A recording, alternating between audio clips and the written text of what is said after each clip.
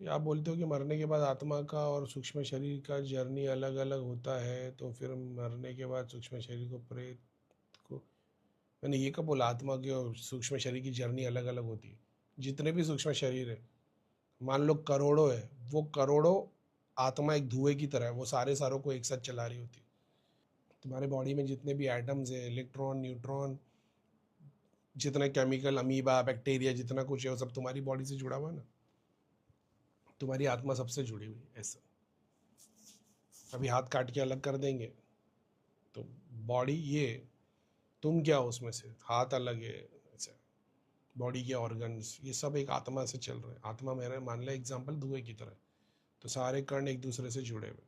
Consciously जब प्रेत बनोगे तो सिर्फ कॉन्शियस में वो जिंदा रहेगा, जैसे कॉन्शियसनेस में अब इस वक्त प्रैक्टिकल वर्ल्ड में, प्रेजेंट वर्ल्ड में ये वाला लाइव चालू है, ठीक है। कॉन्शियसली मैं लाइव पे हूँ।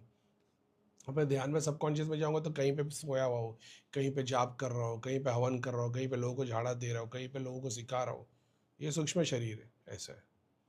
तो मर जाऊँगा तो जैसा मैंने पाप किया होगा तो या तो प्रेत बनूंगा, या तो फिर कहीं पे मेरे को सूक्ष्म रूप में यही दिखाई देगा कि लोग आ रहे, पूछ रहे, मैं जवाब दे रहा हूँ, लोगों को झाड़ा लगा रहा हूँ, जाप कर रहा हूँ, सिखा रहा हूँ, ऐसे।